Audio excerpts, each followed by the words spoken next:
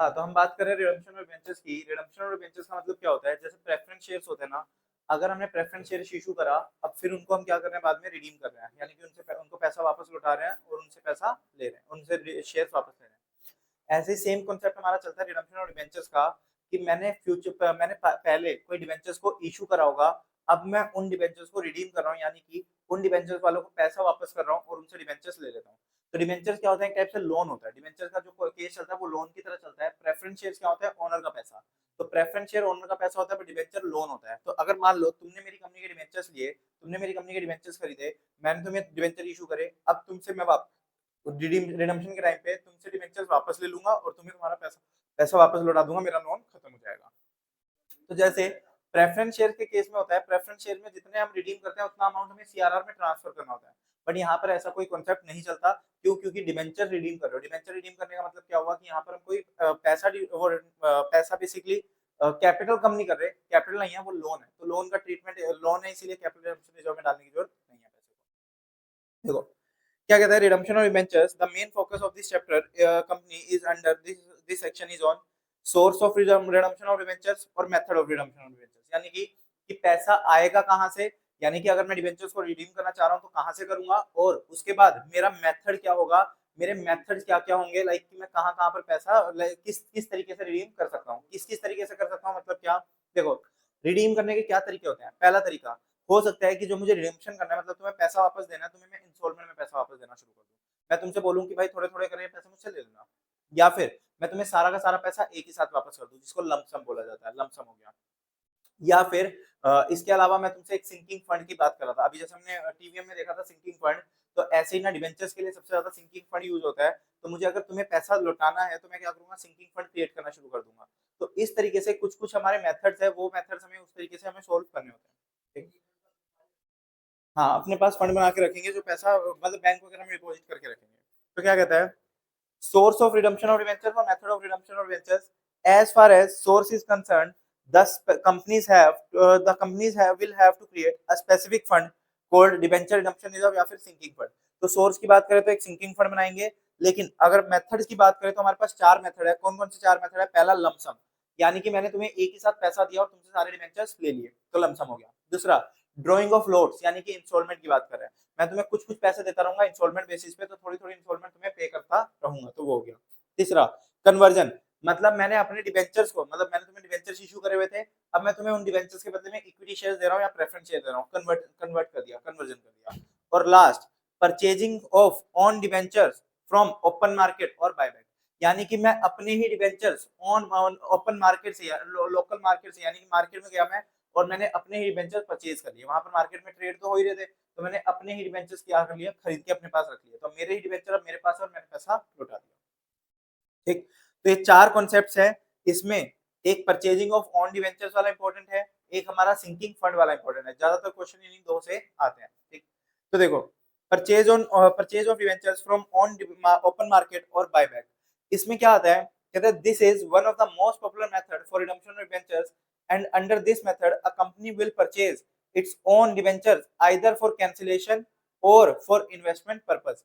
कहते हैं इसको या तो वो कैंसिलेशन पर्पस के लिए लेंगे या फिर इन्वेस्टमेंट पर्पस के लिए। मतलब क्या हुआ, मैंने मार्केट से अपने ही डिबेंचर वापस खरीद लिए, तो उसका पर्पस क्या होगा, या तो मैं खरीद के उनको कैंसिल कर दूंगा, या तो मैं खरीदूंगा और उनको कैंसिल कर दूंगा, और या फिर मैं खरीद के अपने पास रख लूंगा, किसके लिए, इन्वेस्टमेंट पर्पस के लिए। मैं उनको खरीद के अपने पास रख लूंगा, किसके लिए, इन्वेस्टमेंट पर्पस के लिए। ठीक। तो ये दोनों मैं ये क्या करूंगा, मैं अपने पास खरीद के रख लूंगा।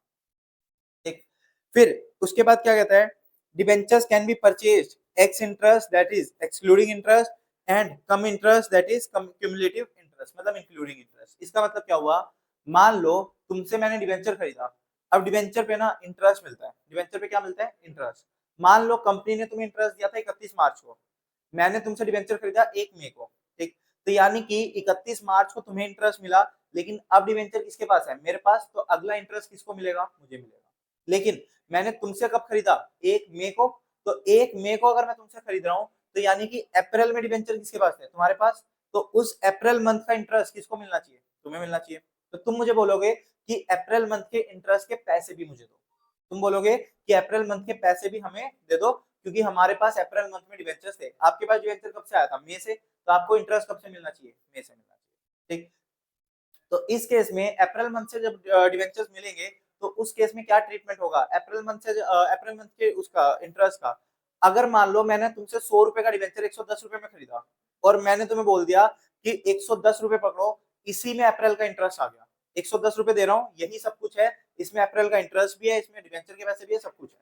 तो यानी कि ये क्या हो गया हमारा कम इंटरेस्ट, यानी कि इंक्लूडिंग इंटरेस्ट, ये हमारा क्या हुआ, कम इंटरेस्ट यानी कि इंक्लूडिंग इंटरेस्ट। ठीक, लेकिन अगर मैंने तुम्हें डिवेंचर्स दिए, अगर मैंने तुम्हें डिवेंचर्स के बदले में पैसा दिया, 110 रुपए अलग से दिए और अप्रैल के इंटरेस्ट के 5 रुपए अलग से दिए, यानी कि 115 रुपए दे दिए, तो इसको बोलते हैं एक्स इंटरेस्ट, जिसमें इंटरेस्ट इंक्लूडेड नहीं है, 110 रुपए में इंटरेस्ट इंक्लूडेड नहीं है, एक्सक्लूडेड है।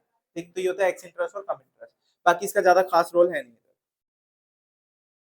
ठीक, अभी ये सिंकिंग फंड वाला एक बार छोड़ दो, जो ये सिंकिंग फंड वाली एंट्रीज कर रखी है ना 2 पेज, इसको छोड़ दो।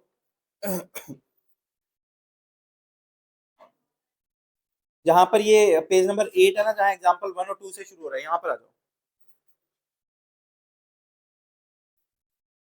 क्या कहता है देखो, x limited issued 50,000 12% debentures having face value of rupees 100 at a discount of 10% to be redeemable after 5 years at a premium of 5%। अच्छा, तो वो है इशू ऑफ डिबेंचर्स की एंट्री, सॉरी 9th पेज पे आना, 9th पेज पे आ जाओ, हाँ 9th पेज पे ऑन डिबेंचर्स वाला,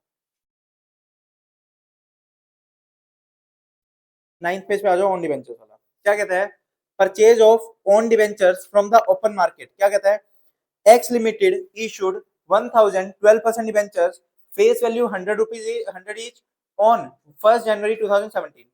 Interest payable by company 30th June and 31st December every year. On 31st August, the company purchased its own 200 debentures at rupees 95 X interest। मतलब क्या हुआ, कंपनी ने तुम्हें इंटरेस्ट कब दिया, 30 जून को, मैंने तुमसे डिबेंचर्स कब खरीदे, 31 अगस्त को, तो यानी कि मुझे तुम्हें 2 महीने का इंटरेस्ट देना पड़ेगा, जुलाई और अगस्त का, क्योंकि जुलाई और अगस्त में डिबेंचर्स किसके पास थे, तुम्हारे पास थे, जुलाई और अगस्त में डिबेंचर्स किसके पास थे, तुम्हारे पास थे, तो वो 2 महीने का इंटरेस्ट मुझे देना पड़ेगा, वो 2 महीने का इंटरेस्ट मुझे देना पड़ेगा। ठीक, तो यानी कि वो 95 ईच हो गया एक्स इंटरेस्ट में, और 200 डिवेंचर्स हमारे क्या है, 200 डिवेंचर्स हमारे कंपनी ने ऑन डिवेंचर्स परचेज कर लिए, इशू करे थे कितने, इशू का बताया था 1000 डिवेंचर्स इशू करे थे, तो 1000 डिवेंचर्स इशू करे थे, एंट्री करनी है हमें, assuming debentures are purchase for immediate cancellation, मतलब हमने डिवेंचर्स को क्या किया, कैंसिल कर दिया। तो सबसे पहले देखो इशू करने की एंट्री देखते हैं, 1 जनवरी 2017 में, 1 जनवरी 2017 को हमने इशू करा, इशू कितने में करा, bank account debit to debenture application and allotment account. कितने डिबेंचर्स थे, 1000 डिबेंचर्स थे और 100 रुपए का एक, तो 1000 × 100 यानी कि कितना हो गया, 1 लाख, 1 लाख और 1 लाख। फिर debenture application and allotment account debit to, कितने परसेंट डिबेंचर्स है, 12% डिबेंचर्स, जैसे कैपिटल में जाता है शेयर्स का पैसा, ऐसे ही डिबेंचर में जाता है डिबेंचर्स का पैसा, 1 लाख 1 लाख। ठीक, फिर उसने क्या किया, कितने साल बाद, 30 जून 31 अगस्त को, कहता है 30 जून को, 31 अगस्त को हमने क्या किया, अपने खुद के खरीद लिए, लेकिन उससे पहले 30 जून को इंटरेस्ट दिया होगा, हम किसकी तरफ से बात कर रहे हैं, कंपनी की तरफ से, अगर तुमने मेरी कंपनी के डिबेंचर्स परचेज किए हुए हैं तो मैं तुम्हें इंटरेस्ट पे करूंगा ना, तो मैं तुम्हें क्या करूंगा, इंटरेस्ट पे करूंगा, तो एंट्री क्या होगी 30 जून को, interest on debentures account debit to bank account, कितना आएगा, 1 लाख रुपए के डिबेंचर्स है, उस पे 12%, कितने महीने का, 6 महीने के, 6 महीने के क्यों, क्योंकि जनवरी में इशू करे और जून में हम इंटरेस्ट दे रहे हैं, यानी कि 6 महीने हुए, तो 6 महीने के कितना आ गया, 6000। अब हमने क्या किया उसके बाद, 31 अगस्त को, 31 अगस्त को हमने खुद के डिबेंचर्स परचेज कर लिए,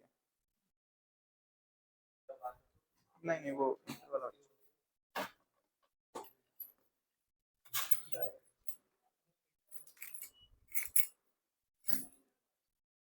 31 अगस्त को हमने क्या किया, 31 अगस्त को हमने डिबेंचर्स को रिडीम कर लिया, रिडीम कर मतलब अपने खुद के डिबेंचर्स परचेज कर लिए। तो मैं यहाँ लिखूंगा on debentures, on debentures account debit to to bank account. अब लेकिन इस पे हमने क्या दिया उसको, इंटरेस्ट भी दिया होगा, कितने महीने का, 2 महीने का, जो हमने उससे 31 अगस्त को खरीदा। लास्ट इंटरेस्ट कब मिला था, 30 जून को। यानी कि तुम्हारे पास अगर मेरी कंपनी के डिवेंचर्स थे तो मैंने तुम्हें इंटरेस्ट कब दिया था, 30 जून को। अब मैं तुमसे वापस कब खरीद रहा हूँ, 31 अगस्त को। तो तुम मुझसे 2 महीने का और इंटरेस्ट मांगोगे ना, कहोगे कि 30 जून से 31 अगस्त 2 महीने हो गए तो उसका इंटरेस्ट हो। तो यानी कि वो भी आ जाएगा इधर, interest on debentures account debit. तो कितने डिवेंचर्स हमने परचेज किए, 200, 200 डिवेंचर्स 95 रुपीज में। 200 डिवेंचर्स कितने में खरीदे हैं, 95 में। तो 200 इंटू 95 कितना हुआ, 19,000। तो ये आ गया मेरा 19,000। इस पे इंटरेस्ट निकाल लो। 200 डिवेंचर्स 100 रुपए की फेस वैल्यू है। इंटरेस्ट हमेशा किस पे मिलता है, फेस वैल्यू पे। तो 200 इंटू 100 20,000 इंटू 12% 2 महीने का, तो कितना हो गया, 400, 400। तो हम टोटल पैसा कितना दे देंगे, 19,400। क्योंकि ये किसका केस था, एक्स इंटरेस्ट का, यानी कि एक्सक्लूडिंग इंटरेस्ट का। तो इसमें 19,000 में हमने इंटरेस्ट को अलग से दिखाया। अगर ये क्यूमुलेटिव इंटरेस्ट होता, लाइक उसने लिखा था कम इंटरेस्ट, तो मैं इसको कर देता 18,600, इधर लिखता 400, टोटल 19,000 रुपए। बात समझ आ रही है, ठीक। तो ये हो गया। उसने क्या बोला था कि जो डिवेंचर्स हमने खरीदे हैं ना, वो किस लिए खरीदे हैं, इमीडिएट कैंसिलेशन के लिए। यानी कि हम तभी की तभी कैंसिल करना चाह रहे हैं, हमें तभी की तभी उसको क्या करना है, कैंसिल। तो तभी की तभी कैंसिल करने का मतलब क्या हुआ, जब हमने इशू करे थे तो 12% डिवेंचर्स को क्या किया था, क्रेडिट। अब हम इसको कैंसिल कर रहे हैं तो इसको क्या करेंगे, डेबिट। तो क्या एंट्री पास करेंगे, 12% डिवेंचर अकाउंट डेबिट, कितने से, 200 डिवेंचर्स है और उसकी फेस वैल्यू कितनी है, 100 रुपए, यानी कि 20,000। 200 रुपए के डिवेंचर, 200 रुपए, 200 डिवेंचर है और 100 रुपए का एक है, तो कितना हो गया, 20,000। उसके बदले में हमने अपने डिवेंचर्स कितने में खरीदे हैं, 19,000 में। तो इसको खत्म कर दो, टू ऑन डिवेंचर्स अकाउंट 19,000, 1,000 का प्रॉफिट हो गया। तो profit on cancellation of debentures, कितने रुपए का प्रॉफिट हुआ, 1,000 रुपए का। हमें प्रॉफिट कितने का हुआ, 1,000 का। हमने 200 डिवेंचर 100 रुपए में इशू करे थे मार्केट में, लेकिन वही डिवेंचर हमने वापस परचेज कर लिए 200 इंटू 95 में, 200 इंटू 95 में, ठीक। तो ये हमारा क्या हो गया, 1,000। हाँ, मतलब हमने खुद खरीद ली मार्केट से 95 में और फिर उनको कैंसिल कर दिया। तो कैंसिल कर दिया तो हमने जो इशू करे थे तो उसको डेबिट कर दिया, और जो खरीदे थे हमने ओन डिवेंचर उसको क्रेडिट कर दिया। तो दोनों साइड से हमारा क्या हो गया, अमाउंट खत्म हो गया, दोनों साइड से क्लियर हो गया, ठीक। अब जो ये प्रॉफिट है कैंसिलेशन ऑफ डिवेंचर्स पे, इसका क्या करेंगे, इसको हम ट्रांसफर कर देंगे अपने रिजर्व में। कौन से रिजर्व में, कैपिटल रिजर्व में। Profit on cancellation account debit to capital reserve. Capital reserve क्यों, क्योंकि ये प्रॉफिट भी हमारा डे टू डे बेसिस पे नहीं होता, ये कैपिटल नेचर का प्रॉफिट है, हमारा नॉर्मल रेवेन्यू नेचर का प्रॉफिट नहीं, ठीक। तो ये हो गया। अब इसके बाद बस क्या बचेगा, ये सारी एंट्री हो गई 31 अगस्त को। अब हम क्या करेंगे, लास्ट में 31 दिसंबर को क्या देंगे, इंटरेस्ट। हाँ, कहते हैं 31 दिसंबर 2017 को टोटल हमने इशू कितने करे थे, 1,000। 1,000 में से कैंसिल कितने कर दिए, 200। तो 800 तो बचे ना, उन 800 को तो इंटरेस्ट देना पड़ेगा। तो उन 800 पे बस इंटरेस्ट की हमें एंट्री पास करनी है, 6 महीने का।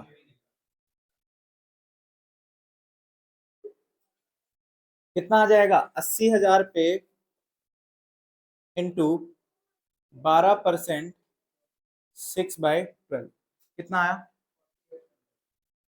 4,800, 4,800।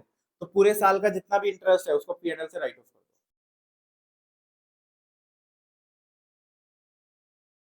तो कितना कितना इंटरेस्ट है, 6,000 तो इधर है और 4,800 इधर है और 400 इधर था, ये रहा।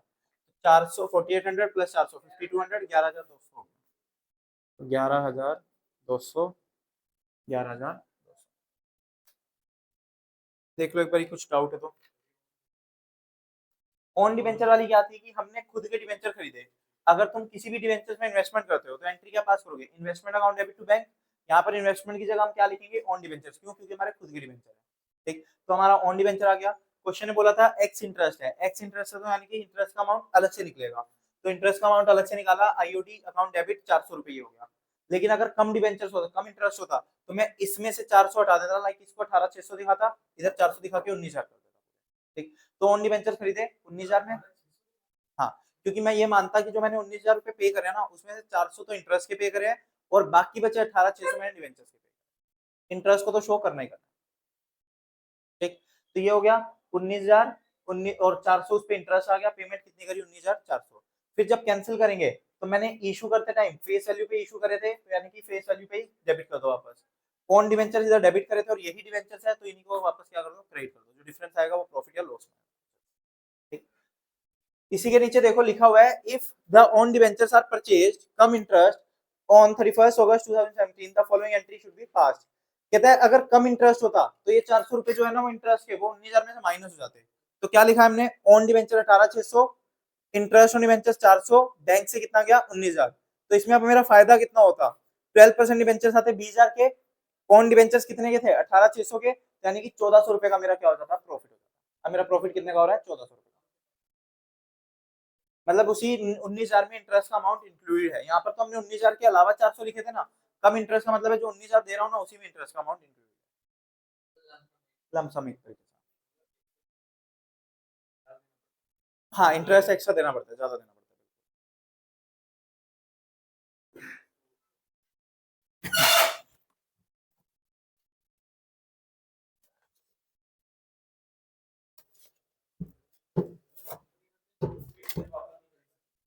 कंपनी हमने बायबैक कर दिया।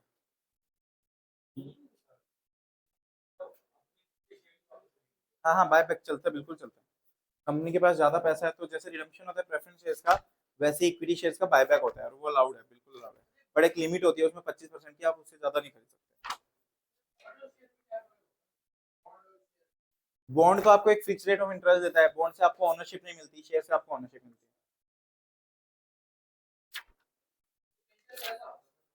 हाँ, डिबेंचर जैसा होता है।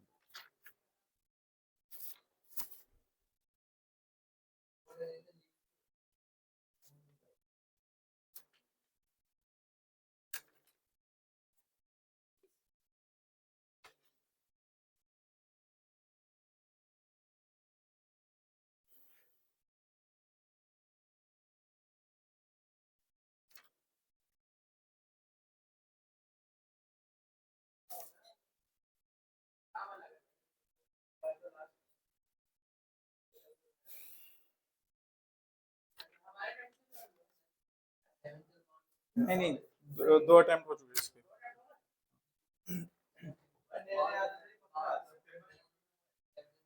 डिवेंचर्स एक टाइप से लोन टाइप चला जाता है और बॉन्ड आपको एक टाइप से इन्वेस्टमेंट दिखाता है। हाँ, क्या कह रहे हो, कौन सी?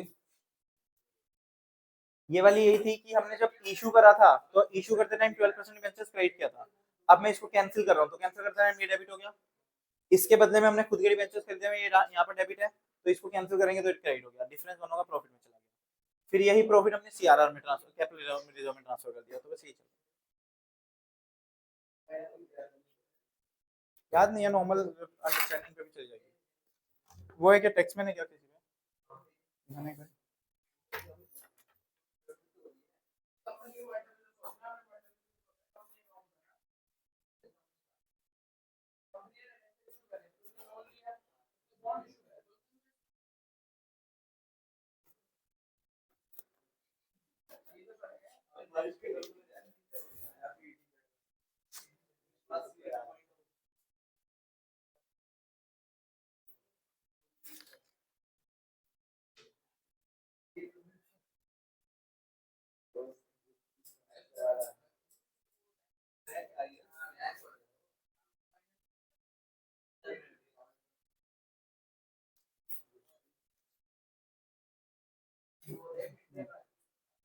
चलो, एक ये हो गया हमारा ऑन डिबेंचर्स वाला, जिसमें हम खुद के डिबेंचर्स खुद परचेज कर लेते हैं, ठीक है ना। एक होता है कन्वर्जन। कन्वर्जन का मतलब क्या होता है, कन्वर्जन का केस कैसे चलता है कि अगर मान लो मैंने आज डिबेंचर्स इशू करे, आज मैंने क्या किया, डिबेंचर्स इशू करे, कुछ टाइम बाद मैं उसको कन्वर्ट कर दूंगा किसके अंदर, इक्विटी शेयर्स के अंदर, यानी कि मैं आपको डिवेंचर्स के बदले में क्या दे दूंगा, इक्विटी शेयर्स। तो बस बहुत इजी एंट्री हो जाएगी। जैसे मान लो अगर इसी क्वेश्चन में मैं कन्वर्जन की बात करता, तो इसमें हमारा कन्वर्जन किस तरीके से रहता,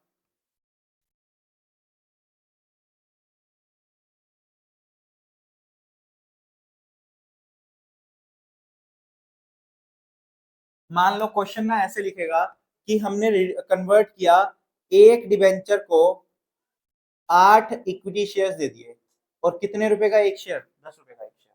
ठीक, तो मतलब मैंने क्या किया, एक डिबेंचर को कन्वर्ट किया 8 इक्विटी शेयर्स में, और कितने कितने रुपए का एक शेयर था, 10 रुपए का।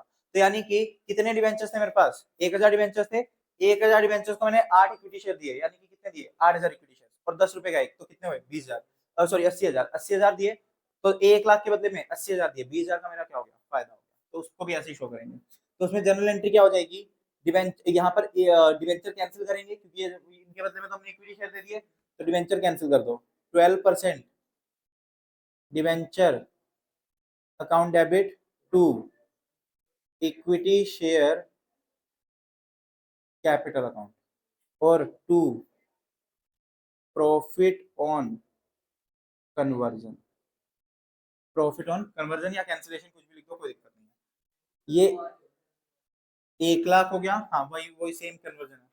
यहाँ पर कितना आ जाएगा, कहते हैं 1000 डिबेंचर्स है, उनको 8 दे रहे हैं, और कितने रुपए का, 10 रुपए का, तो यानी कि 80,000। तो 20,000 का मेरा क्या हो गया, प्रॉफिट। और यही 20,000 का जो प्रॉफिट है, profit on conversion account debit to capital, 20, 1000 share थे, सॉरी 1000 डिबेंचर थे, हमने बोला था कि हम हर एक डिबेंचर के बदले में कितने इक्विटी शेयर देंगे, 8 इक्विटी शेयर देंगे, और एक शेयर कितने रुपए का, 10 रुपए का, तो यानी कि 1000 डिबेंचर्स के बदले में 8 इक्विटी शेयर, तो 8000 इक्विटी शेयर, और 8000 इक्विटी शेयर, और एक शेयर कितने रुपए का, 10 रुपए का, तो यानी कि कितना हो गया, 80,000, कितना हो गया, 80,000, ठीक है ना। तो 80,000 आ गया हमारा किसमें, शेयर कैपिटल में, इक्विटी शेयर कैपिटल, ठीक। तो यही हमारा प्रॉफिट किसमें ट्रांसफर हो जाएगा, कैपिटल रिजर्व के अंदर ट्रांसफर हो जाएगा, क्योंकि ये भी उसका उस नेचर का है, जनरल नेचर का नहीं है, ये भी हमारा डे टू डे बेसिस पे नहीं होता, तो ये इसलिए हमारा किसमें आ जाएगा, कैपिटल रिजर्व ट्रांसफर। हाँ वन टाइम मतलब कभी कभी ऐसा, हाँ बट बैठना है यहाँ यही, हाँ। अगर वन टाइम यानी कि लमसम वाले की बात करूं, अगर मान लो मैंने यही डिबेंचर्स को रिडीम किया होता, वो तो सबसे इजी केस होता है कि अगर मैं लमसम या इंस्टॉलमेंट में दे रहा हूं, तो उसमें कुछ नहीं होता, बस इन डिबेंचर्स को मैं कैंसिल कर दूंगा और बदले में क्या करूंगा, पेमेंट। जैसे और उसमें क्वेश्चन में दिया होगा कि रिडीम कितने पे किया, जैसे मान लो क्वेश्चन बोले कि रिडीम करा है हमने एट 10% प्रीमियम पे, 10% किस पे, प्रीमियम पे, तो इसका मतलब क्या हुआ, जब मैं कैंसिल करूंगा तो 12% डिबेंचर्स मेरे क्या हो जाएंगे, debit, 12% debentures account debit to bank. अब डिबेंचर्स थे कितने के, 1 लाख के, और हमने रिडीम कितने पे किया, 1,10,000 पे। क्यों, क्योंकि हमने पैसा कितना दिया, 10% प्रीमियम पे दिया है, तो 1 लाख में 10% प्लस करके कितना आ गया, 1,10,000। तो बाकी बचा हुआ क्या आ जाएगा मेरा, loss on redemption of debentures account, कितना, 10,000, और इस लॉस को राइट ऑफ कर देना अपने पीएनएल से।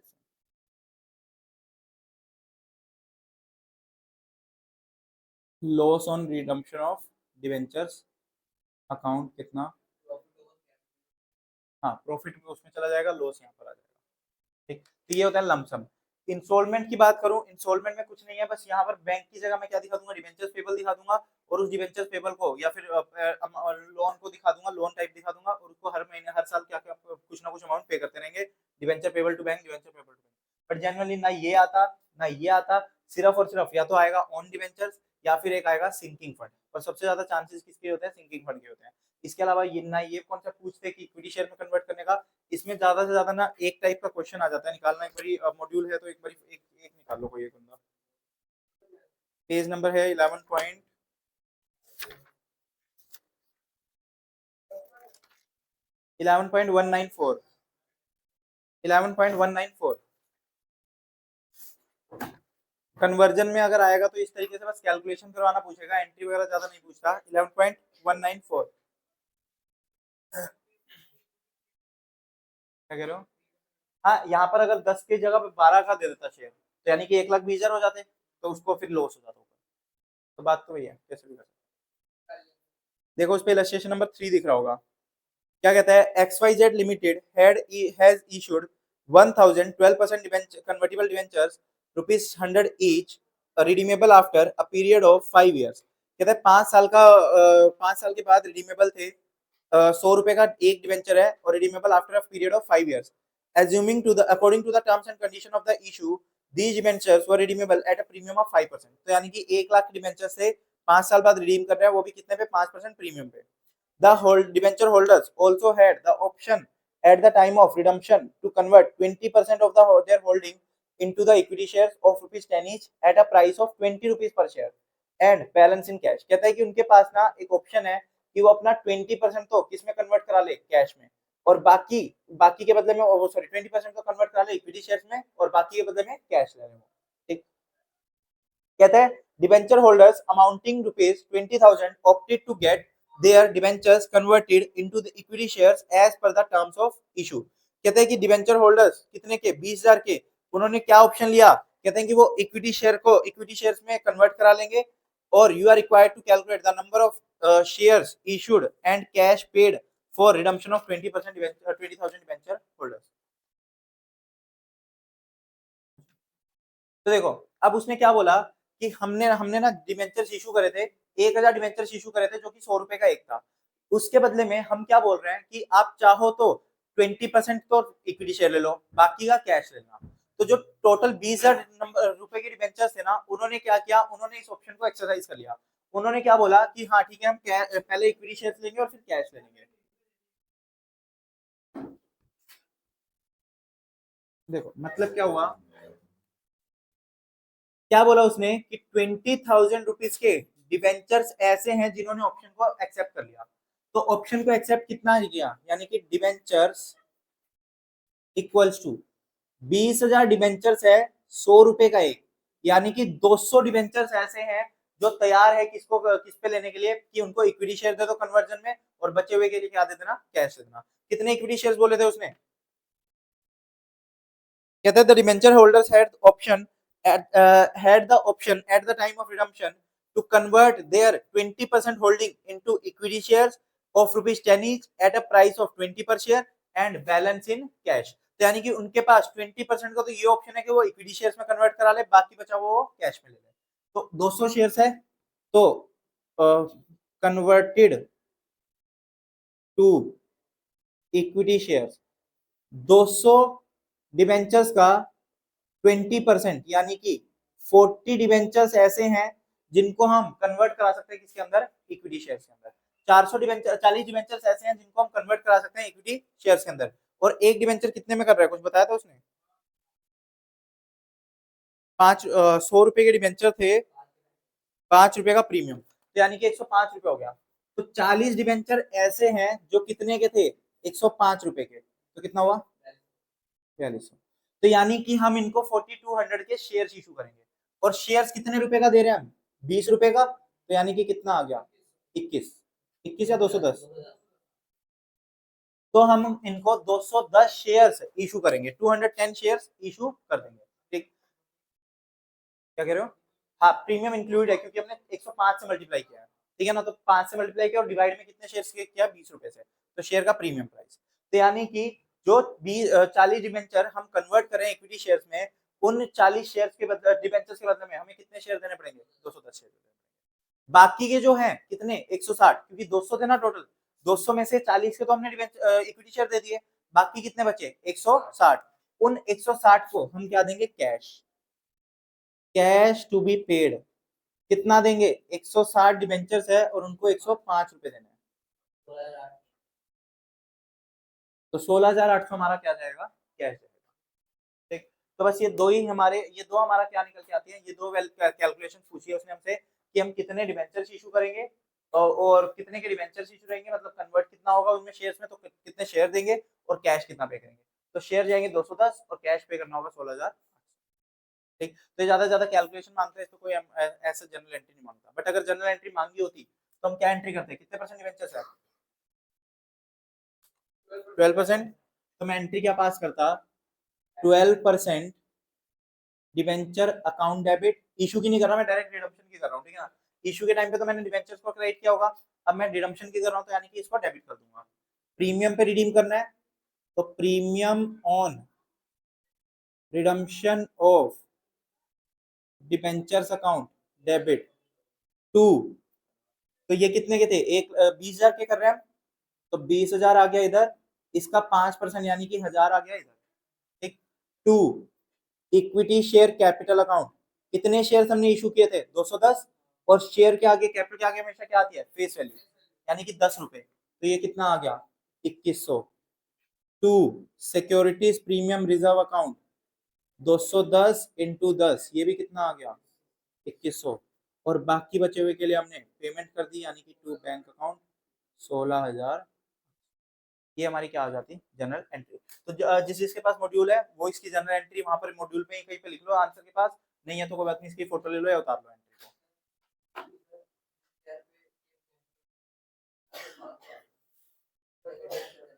हम्म। हाँ 1,000 ज्यादा पे हम रिडीम कर रहे हैं उनको, लॉस हो गया, हाँ ये लॉस है 1,000 रुपए,